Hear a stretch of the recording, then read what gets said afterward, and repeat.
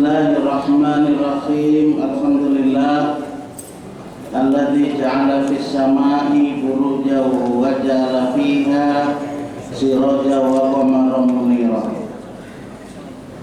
Wa huwa alladzi ja'ala al-laila wan nahara khilfatan liman arada ay yadhakkara aw arada syukura.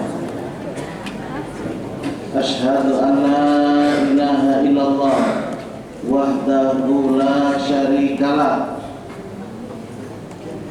lahul mulku wa lahul hamdu wa huwa ala kulli syai'in qadir. Wa asyhadu anna Muhammadan abduhu wa rasuluh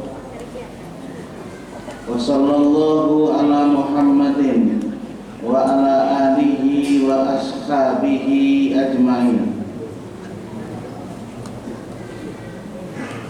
Amma ba'd. Qala Allah Ta'ala fil Qur'anil Karim. A'udzu billahi minasy syaithanir rajim. Man kana yuridul ajilata ajjalna lahu fiha ma nasha' liman nuridu thumma ja'alna lahu jahannam yaslaha madhmuman madhura. Wa man aradal akhirah wa sa'alaha sa'yaha wa huwa mu'min fa ulaika kana sa'yuhum mashkura. Jamaah Masjid Al-Furqan yang dimuliakan Allah, kita sekarang hidup di dunia. Tentu kita harus tahu tentang dunia ini. Hidup di dunia tapi ia tidak tahu apa dunia, sehingga berbagai macam yang terjadi kepada kita lalu kita menyalahkan dunia. Kalau kita malah menyalahkan dunia, sama aja menyalahkan Allah Ta'ala. Makanya udah Ibnu Qayyim rumus kaidah al-khamisah, rumus yang kelima supaya mampu kita menghadapi segala sesuatu yang terjadi pada kehidupan ini. A'rif haqiqatad dunya, kenalilah hakikat dunia. Pasti tastarih, engkau akan tentram, akan tenang. Dan kita tahu dunia ini kan bukan surga. Makanya Nabi Adam itu tergoda oleh iblis itu karena ia melihat dunia ini lapar. Lalu Nabi Adam ingin berdiam di surga. Wahai Adam, kalau kamu melanggar aturan Allah, maka kamu akan selamanya di surga. Itu coba ya Adam. Kalau bisa, larangan dicoba-coba kan bisa. Wala taqraba, janganlah kau berdua mendekati hadhihi syajarah, jangan mendekati pohon ini. Fatakuna minadh dhalimin, maka kamu akan menjadi zalim. Zalim kenapa? Karena melanggar perintah Allah. Banyaknya makanan, berjuta-juta makanan. Ini aja jangan. Tapi justru yang satu itu anak benar. Akhirnya dua-duanya itu dalam tafsir itu memakan buah dari pohon. Jadi zalim. Akhirnya wa qulna bitu ba'dukum li ba'din adu. Bubut itu turun, pesawat turun itu bahasa Arabnya bubut. Turun ke dunia. Sebagian kamu di antara sebagian yang lain adu akan terjadi permusuhan. Jadi jangan heran dalam kehidupan dan pemusuh. Cuma kita jangan pemusuh kan gitu Pak. Akan terjadi permusuhan. Di mana itu? Dari laki bini bisa, keluarga,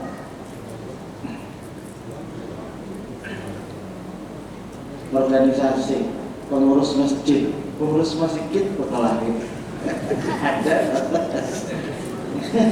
kalian ada sama rambut deh, lalu saling. Nah kita kan tidak, sebagai orang yang beriman, bila kita terjadi kita tidak mau kita khosoma fajar. Apabila ada silang pendapat, kita mau musuh dari pertemuan itu mesti begitu. Tidak usah mencari kesalahan. Jadi kita kumpulkan, saling menyadari sehingga kita bisa menjadi baik. Karena memang tidak sama. Sengkong hendak sop, sengkong hendak bakso, padahal sama ya, padahal mirip tujuh. Jadi ditukar dua-duanya. Sudah aku sampaikan kemarin tentang apa sebenarnya makna dari segi bahasa tentang dunia ini. Walaupun ulun-ulangi tidak salah. Jadi memang bahasa Arab dunia itu kata ad-dunya. Dan disebut oleh Allah di dalam Al-Quran ad-dunya, menurut yang ahli ini baca aja malah meneliti itu kan itu. Bisa lo menyampaikan aja, peneliti yang enggak juga. Ad-dunya al-akhirah itu disebut sama 115 kali. Jadi ad-dunya 115 kali. Jangan meneliti tadi. Kalau nggak percaya kan, yang dihitung aja di rumah. Kalimat ad-dunya 115, kalimat al-akhirah 115 juga. Ad-dunya bahasa Indonesianya juga seperti itu, apa namanya nulisannya itu dunia. Ini kan mau dunia ada dunia. Maknanya adalah korba, dari kata dana, danu. Apa maknanya? Adalah karena ia sangat dekat dengan akhirat. Sangat dekat dengan akhirat. Ada lawas akhirat. Kemudian dekat juga dengan ajal, dengan kematian. Dani atul ajli. Dani atul ajli. Jadi dekat dengan ajal. Otomatis mati. Jadi jangan heran. Mau hidup terus kan juga Pak. Mau gigi itu sudah paculan makan tak kurang Pak nyamannya. Makan kacang di piring. Kehendakan makan kacang piring. Itu dibilang lapar makan kacang. Lain Pak rasanya. Di piring lawan kada di piring. Itu makna dunia. Kemudian ada juga maknanya ad-dina'ah. Ada yang mengartikan ad-dina'ah, ad-dunya ad-dina'ah, najis dan kotor. Ada orang yang tidak mau mengurusi urusan dunia. Islam enggak. Itu ada orang-orang Hindu. Hidupnya karena memperhatikan rambutnya panjang, sesimut panjang, ada baju, mungkin ada baju. Di India kawan ulun berkisah, setelah dilihat itu ada kawan dari India. Tapi anehnya kalau ada orang bininya kada betianan, dia diambilkan rambut dari kemaluannya, capcuk, diginum. Ada pintar lah, orang itu. Kayak apa? Keyakinan. Pas betianan buat, namanya adalah jadi keyakinan.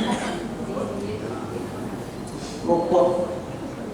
Jadi ada orang yang memang karena berarti kalau dalam istilah kita tuh ada orang yang uzlah. Uzlah itu kadang-kadang berkumpul orang banyak. Tapi ada juga orang yang uzlah, kalau diberi makannya lapar. Jadi kita tidak. Sama sekali, apalagi Muhammadiyah itu tidak mengajarkan seperti itu. Karena memang program kehidupan kita itu sudah jelas. Yang buka dalam surat Al-Qasas ayat 77 itu program kehidupan setiap kita. Wabtaghi fima ataqallahu daral akhirah wa la tansa nasibaka minad dunya wa ahsin kama ahsanallahu ilaika wa la tabghil fasada fil ardh. Itu program kehidupan kita. Jelas Allah cari kebahagiaan di akhirat. Carilah olehmu apa yang mendatangkan kepadamu kebahagiaan hidup di akhirat. Itu nomor satu. Kalau kita ada sebuah kegiatan itu jauh daripada menuju kebahagiaan di akhirat, kita pending dulu. Aku ada umpan. Itu mesti begitu. Dan yang kedua, wala tansa nasibaka minad dunya. Jangan kamu melupakan kehidupanmu di dunia. Karena kita ini kan punya fisik, punya psikis. Jadi punya fisik juga punya psikis. Ada jasad, ada juga yang ada di dalamnya. Bagaimana kita tidak memperhatikan dua-duanya? Itulah kita. Ala inna fil jasadi mudghah. Ingat olehmu dalam jasadmu ada mudghah. Wa idza saluhat saluhal jasadu kulluhu wa idza fasadat fasadal jasadu kulluhu. Ala wa inna ya Allah. Rawahu Muslim. Ingat olehmu di dalam badanmu itu juga ada mudghah. Mudghah itu maknanya ada tapi tidak bisa dilihat. Kita berpikir, kita merasakan, kita bolak-balik pikiran kita. Itu bukan dari jasad, dari dalam.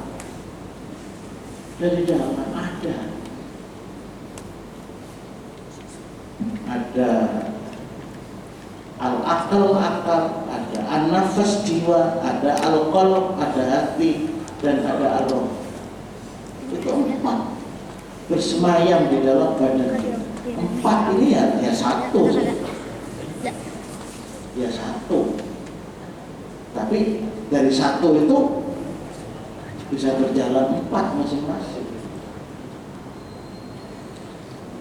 Kalau kita tidak, jadi kita tidak mengartikan dunia ini adalah najis dan kotor. Tidak. Ada juga ada niat, maknanya adalah kenikmatan. Jadi di ad-dinaah ada niat lain lagi. Tinggal tergantung kita bagaimana dunia ini terasa nikmat, bagaimana dunia ini indah. Itu yang kita ingin, bagaimana dunia ini kita senang. Biar diuji oleh Allah, hati tetap senang. 8 tahun Nabi Ayub itu diberi ujian, tapi Nabi Ayub tetap bertahan dengan kesabaran. Karena Nabi Ayub mampu untuk merasakan bahwa badan ini adalah bukan milikmu. Itu Pak. tasawuf itu nyambat sampai sudah. Badan salam itu kan ampun sama, ampun Allah tahu. Dan keberadaan kita di dunia ini kan bukan kehendak kita. Semua juga pemberian dari Allah. Tujuannya kita mampu untuk menikmati. Itu tujuannya kan seperti itu kita. Cuma kita tidak mampu mengelola. Kalau bahasanya tidak mau memanage. Akhirnya hati kita menderita, merana. Padahal Allah sendiri sudah menjelaskan, walladzina amanu wa tatma'innu qulubuhum bi dzikrillah. Orang yang beriman dan orang yang tentram hatinya karena ia berzikir kepada Allah. Seperti tadi Allah sedikit menyampaikan tentang atika di Masjid Al-Jihad. Itu mesti kita kembangkan makna yang luas zikir. Jangan zikir itu hanya diartikan dengan la ilaha illallah. Apalagi kemudian membaca bacaan itu tidak ada tuntunannya, kita tidak ada. Kita harus sesuai dengan tuntunan. Kalau persoalan-persoalan yang berhubungan dengan akidah, keyakinan, bagaimana kita cara beribadah, nggak usah jauh-jauh, Pak. Tuntunan Allah dan Rasulullah sudah pas. Kita syukuri, Pak, kita itu mampu untuk apa? Untuk mengikuti apa yang telah diperintahkan oleh Allah dan Rasul. Itu kesyukuran yang tiada terhingga. Mengapa dunia disebut dengan dunia? Dunia, ada pertanyaan begitu. Annaha adna minal akhirah li'annaha qablaha. Kama qala ta'ala walal akhiratu khairul laka minal ula.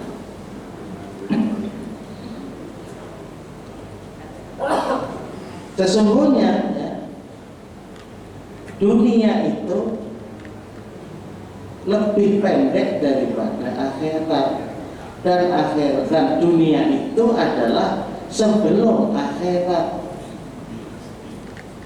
Itu maknanya ada dua sebab. Yang pertama, dunia itu lebih dekat, lebih pendek dibanding dengan akhirat, dan dunia itu sebelum akhirat. Walal akhiratu khairul laka minal ula. Dan sungguh akhirat itu lebih baik bagimu daripada yang pertama, yakni di dunia. Maka nanti kalau kita membahas tentang al-iman bil yaumil akhir, iman kepada hari akhir, setelah seseorang itu menuju kepada kematian, setelah dicabut ruhnya, itulah al-iman bil yaumil akhir. Jadi keimanan kepada hari akhir itu mulai seseorang meninggalkan dunia ini. Jadi proses mulai dari kita di dalam alam kubur, dibangkitkan oleh Allah di alam kubur, di mahsyar dan lain sebagainya, sampai sirat, sampai menuju ke surga dan neraka. Itulah proses. Walal akhiratu khairul laka. Allah mengatakan, dengan tergantung bagaimana kita ketika di dunia ini mengakibatkan kebaikan hidup sesudah meninggal. Itu Pak.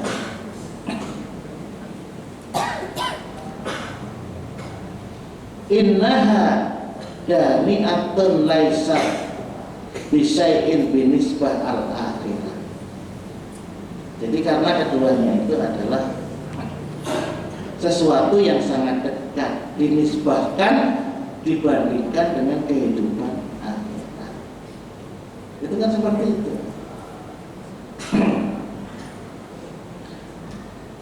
Nah, ada orang membaca, tapi memang sampai sekarang belum tahu siapa yang punya pendapat itu siapa. Tapi ya barangkali hanya sebagai satu gambaran tentang Berapa tahun dalam kehidupan kita ini? Kehidupan manusia di dunia ini sudah berapa tahun kita? Berjuta-juta tahun kan, beribu-ribu tahun. Ternyata Pak, ternyata walaupun pendapat ini bisa saja saya tidak tepat, tapi minimal kita punya satu gambaran, punya satu dasar. Tapi ulun juga nanti akan terus mencari siapa yang berpendapat. Gini Pak ya, ini kita ini kan dunia ini kan berada di langit dan bumi dan langit, itulah kita dunia sekarang ini, dan kita ditempatkan di bumi. Waladzi khalaqalakum ma fil ardi jami'an. Dia Allah telah menjadikan bagimu bumi. Waladzi khalaqalakum ma fil ardi jami'an. Jadi dia Allah telah menciptakan bumi ini untukmu semuanya. Tsumastawa 'alal arsy. Waladzi khalaqalakum ma fil ardi jami'an tsumastawa 'alal arsy. Waladzi khalaqalakum ma fil ardi jami'an fasawwahunna sab'a samawat. Allah Subhanahu wa taala itu berdomisili di arsy. Arsy itu mana kita juga nggak tahu. Apakah arsy itu di luar daripada langit bumi, ataukah langit bumi itu arsy? Wallahu a'lam. Cuman Allah mengatakan tsumastawa 'alal arsy. Kemudian Allah bersemayam, istiwa, berdomisili. Tapi Allah kan memang tidak menjelaskan bagaimana cara berdomisili. Yang penting kita imani. Besar mana alam semesta ini dengan arsy? Besar mana alam semesta itu dengan kursi Allah? Loh, kursiyuhus samawati wal ardh. Ada yang mengatakan kursiyuhus samawati wal ardh itu juga arsy. Wallahu a'lam, Allah yang tahu. Jangan ini karena memikirkan tsumastawa 'alal arsy tadi itu. Besar mana Allah dengan arsy-Nya? Wah, lapah kan? Kalau Allah beristiwa di atas arsy, arsy-Nya itu Allah itu di atas arsy atau Allah-Nya itu yang menguasai arsy? Lebih besar mana dong Allah dengan arsy? Lapah. Cukup al-imanu bihi wajib. Iman bahwa Allah itu bersemayam di atas arsy itu benar adanya. Wal kaifiyatu majnun. Bagaimana cara memahami tentang itu? Allah tidak memahamkan sedalam-dalamnya. Yang jelas bahwa nanti kita akan bertemu dengan Allah ketika di surga. Sudah. Dan itu merupakan kenikmatan yang luar biasa, yang paling tinggi. Walaupun para ulama ada yang mengatakan yang tinggi lagi adalah ridho Allah. Karena tinggal-tinggal yang penting kita sekarang beramal, mudah-mudahan masuk surga, bertemu dengan Allah, mendapatkan keridhaan Allah. Selesai, tak berpikir. Pikir terus, kalau itu sembahyang kadang, lopot. Fasawwahunna sab'a samawat. Allah menyempurnakan langit dan bumi ini adalah 7 petala langit dan kayak apa luasnya. Sedangkan ada salah satu bintang yang ditemukan aja untuk ke sana itu menggunakan pesawat memakai kecepatan cahaya 500.000 tahun, coba. 500.000 tahun untuk sampai ke sana. Belum berolahnya lagi. Allah, jadi luas. Kalau Allah mengatakan wasari'u ila maghfiratin min rabbikum wa jannatin 'arduha as-samawati wal ardh. Bahwa segera dong untuk mendapatkan ampunan dari Tuhan. Segera dong kita tuh beramal untuk mendapatkan kenikmatan di surga yang luasnya seluas langit dan bumi, disediakan untuk orang-orang yang bertakwa. Itu tugas kita sekarang adalah bagaimana kita berupaya hidup itu di jalan ketakwaan. Hidup di jalan ketakwaan.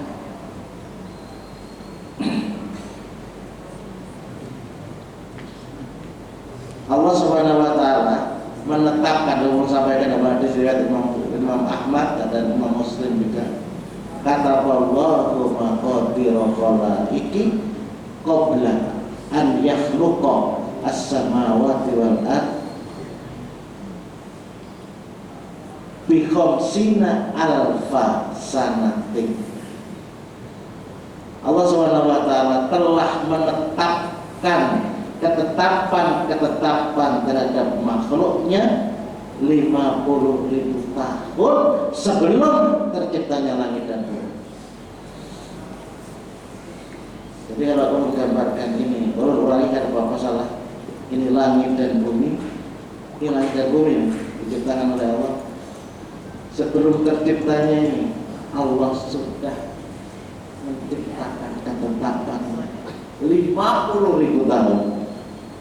Sebelum itu Allah Subhanahu wa taala awwala. Allah itu yang maha awal dan tidak berawal. Di dalam tarjih la bidayah talah. Allah tidak ada permulaan. Itu gambaran keyakinan kita tentang Allah. Gak berubah, gak ada dinding, gak ada terus. Itu Allah. Itu pemahaman kita tentang Allah itu begitu. 50.000 tahun sebelum terciptanya langit dan bumi, Allah telah menetapkan segala, ditata segala oleh Allah. Bagi Allah itu yasir, sangat mudah. Inna fi dzalika 'ala Allah yasir. Seperti itu ketetapan bagi Allah amat sangat mudah. Pakai iya dan no. Amat sangat mudah. Keberadaan kita hari ini di sini sudah ditetapkan oleh Allah 50.000 tahun sebelum terciptanya langit dan bumi. Jadi ada kadang-kadang orang mimik, nah ini mimik beriman. Tak perlu. Nah, ketika Allah Subhanahu wa taala menciptakan Adam, kemudian Allah mengatakan kan, wa qulna ya Adam uskun anta wa zawjuka jannata wa kula minha ragadan haitsu syi'tuma wa la taqrabu hadhihi syajarata fatakuna minad dhalimin. Aku mengatakan, wahai Adam dan binimu, diam di surga. Kan begitu. Karena Adam itu proses, kita nggak usah menyalah-nyalahkan. Ini kali itunya orang masih nyakai aja, nggak usah memakan buah nama dilarang itu. Lainnya adanya ini rumah kayak itu. Nyaman kita di surga ada ngalir air di dunia. Ikan ngalir orang lain ada dan ngalir. Rumah kayak itu pak. Nyamannya bari jangannya nengkai itu dia atau menyalahi perintah Allah. Yang enggak itu kan proses Allah SWT meletakkan Adam di dunia, diturunkan oleh Allah SWT. Nah, langit dan bumi sudah ada, sudah disiapkan. Ketetapan Allah juga sudah ada. Ketetapan Allah itu sudah ada. Kita tidak mengetahui apa ketetapan Allah itu. Siapapun tidak ada yang tahu. Nah, Rasulullah nggak tahu. Tabib, dukun apa nggak tahu. Dan kita tidak boleh mempercayai terhadap orang yang sok mengetahui apa yang akan datang. Itu harus jadi garis keyakinan sebagai seorang muslim. begitu. Kalau berencana berprogram ya boleh dong program. Bagaimana hidup kita ini di akhir nanti di surga? Tidak melupakan kehidupan dunia. Atur dunia. Kayak apa? Duit 1 juta cukup sebulan. Kan kita ini kan makan duit. Tinggal-tinggal. Kapan orang biu? Kenapa makan duit?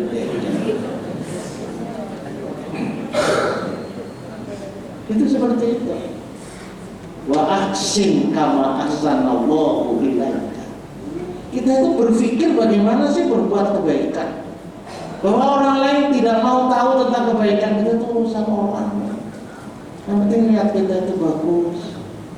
Dan yang ketiga, wala tabghil fasad, tidak pernah berpikir untuk berbuat kerusakan. Itulah hidup kita. Sejak Nabi Adam diturunkan ke dunia sampai Rasulullah SAW lahir 7.310 tahun. 7.310 tahun. Macam-macam pendapat itu banyak. 7.310 tahun ketika Nabi Adam diturunkan ke dunia. Nah, Nabi Adam turun di dunia menurut Ibnu Abbas sampai dengan Nabi Nuh itu adalah asyratu qurun, 10 abad. 10 abad Nabi Nuh lahir. Berapa itu? 1000 tahun. Jadi antara Nabi Adam dengan Nabi Nuh, ini pembahasannya memang pembahasan sejarah adanya kesyirikan. Sejarah adanya kesyirikan. Sejak zaman Nabi Adam sampai Nabi Nuh dilahirkan tidak ada kesyirikan. Tidak ada. Setelah Nabi Nuh lahir, itu baru timbul kesyirikan. Di mana pada saat itu orang mengagung-agungkan pemimpinnya. Itu oleh Nabi Nuh. Lalu Nabi Nuh diutus sebagai seorang rasul.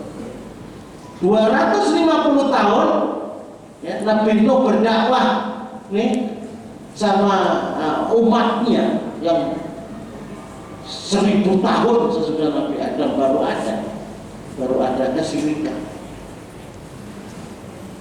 Baru Allah menurunkan azab yang namanya banjir besar. Waktu itu Nabi Nuh 250 tahun berdakwah lah. Itu nanti ada materi khusus tentang bagaimana dakwahnya Nabi Nuh. Begitu sudah terjadi banjir besar, 650 tahun Nabi Nuh berdakwah. Nabi Nuh berdakwah dengan 100 pasang manusia yang mereka itu beriman. Baru kemudian nanti Allah SWT menurunkan pula Nabi Ibrahim. Diperkirakan 2200 tahun. Jadi jaraknya antara Nabi Nuh dengan Nabi Ibrahim itu baru ada kesyirikan yang dilakukan oleh Fir'aun itu 2200 tahun sesudah Nabi Nuh. Begitu ada kesyirikan, turunkan Rasul. Begitu.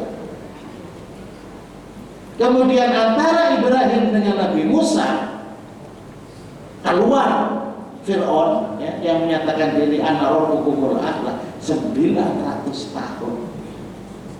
Sebelumnya itu ada juga. Ini hanya singkatnya. Antara Nabi Musa dengan Daud itu ada 500 tahun.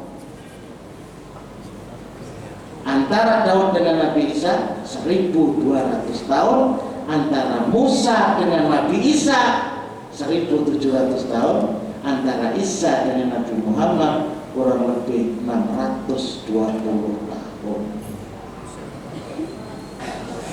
Jadi sampai sekarang kan berapa tahun? 7.310 tahun dari kelahiran Rasul sampai sekarang kurang lebih 1.500 tahun. Hijriah kita kan 1444. Udah supaya jangan kali digenapi sudah 1.500 tahun. Ditambah 7.310 tahun. Berarti umur dunia sejak Nabi Adam diturunkan ke dunia 8.800 tahun sampai sekarang. Kapan habisnya? Wallahu a'lam. Kalau berbicara kita saat ini umat Rasulullah, umroh ummati baina sittin wa sab'in. Umur umatku di antara 60 sampai 70 tahun. Kalau 63, kalau 70 ya 7 tahun lagi. Umpama loh begitu. Tapi kita nggak tahu ya. Itulah kehebatan keimanan dalam ajaran Islam itu, tidak tahu kapan kematian. Terus kita berbuat dan berjalan di atas jalan ketakwaan. Jadi itulah gambaran. Kapan hari kiamat kita juga tidak tahu. Yang jelas umur kita umat Rasulullah itu baina sittin wa sab'in, antara 60 tahun dengan 70 tahun. Kebanyakannya sekitar mati.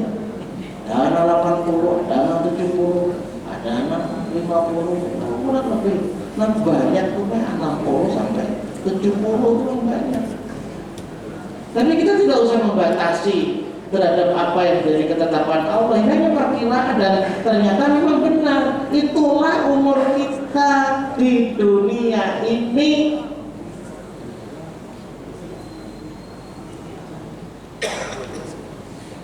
Jemaah yang menghormati, sekarang apa hakikat dunia? Hakikatnya dunia itu apa? Allah menciptakan dunia beserta isinya adalah untuk tujuan yang tertentu, jelas. Kehidupan dunia seringkali membuat manusia itu kan terlena, dan kita itu kadang-kadang tidak mengingat bahwa kehidupan di dunia adalah tidak abadi. Jadi pengerasa itu asal berterusan hidup. Kalau orang yang beriman kan kita juga ingin segera. Makanya kan kenapa sih orang yang meninggal dunia itu segera untuk dikuburkan? Kenapa? Karena kita ini memang ingin segera bertemu dengan rahmat Allah. Loh, kita nggak boleh loh Pak menjadi orang yang berjalan di atas jalan ketakwaan, tidak ada ar-raja, tidak ada pengharapan kenikmatan dari Allah. Itu nggak boleh seperti itu. Kamu jangan kalau dikubur sakit hidup ini jamu kita tidak. Walladzina innal ladzina amanu wa amilus sholihat kanat lahum jannatul firdausi nuzulan khalidina fiha la yabghuna anha hiwala. Itu kita. Sesungguhnya orang-orang yang beriman dan beramal soleh, sungguh adalah bagi mereka itu surga firdaus. Itu dia. Jadi ketika kita hidup berjalan di atas jalan ketakwaan, jangan lalu kita itu sudah jelek sangka kepada Allah. Allah akan menjadikan hidup kita menderita di alam kubur yang kata. Setiap hari kita mengikuti sunnah Rasul. Sebelum salam minimal ada doa, Allahumma inni a'udzubika min azabi jahannam. Coba, wa min azabil qabr. Hadis ini ahad tapi sahih. Ya Allah ya Tuhan, Allah mohon kehadiratmu, lindungi Allah ya Allah dari siksa api neraka dan siksa kubur. Apa kemudian kita mempertanyakan tentang kekuasaan Allah untuk melindungi kita? Kan enggak. Jadi supaya kita tidak menjadi orang yang tasya'um ya. Tasya'um itu masa depan suram, enggak. Tapi tafa'ul masa depan cerah. Ada istilah madesu sama madeja. Ada itu. Kita orang yang beriman karena lahum jannatul firdausi nuzul. Untuk menempuh sampai jannatul firdaus itu mulai ketika seseorang kematian. Jadi kalau di mahsyar itu matahari itu sejengkal, kita nggak usah takut. Allah akan memberikan perlindungan, sebuah payung untuk kita. Namanya syafaat. Itu seperti itu. Tetapi kita tetap di dalam jalan Allah Subhanahu wa taala. Kira-kira yang sini jawabannya. Jadi supaya kita tahu, oh, jadi umur manusia itu itulah 8.800 tahun sampai sekarang. Seorang Pak sudah berapa? Ulun ini 63 tahun. Kehendak itu ya sehat sampai 100 tahun, tapi sehat Pak. Tapi tetap kita kembali kepada Allah. Sebenarnya amalannya kan matikan. Bila ada orang meninggal sholat jenazah, itu pasti matinya keduduk pada nama mati. Itu mesti. Itu karena mau ada masa turun memang pahalanya besar. Pahalanya besar. Ketika kita mengatakan Allah maghfir lahu, ampuni ya Allah jenazah ini, apa dikira bahwa kita itu duluan kita yang diampuni kan? Apakah yang jenazah ini diampuni? Belum tentu. Itu urusan Allah. Tapi kembaliannya ke kita itu jelas. Ya Allah berikan rahmat kepada jenazah, Allah minfir warhamu, berikan rahmat kepada jenazah ini, duluan kita mendapatkan rahmat.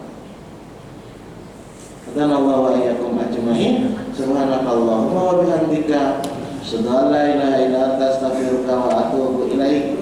Assalamualaikum warahmatullahi wabarakatuh.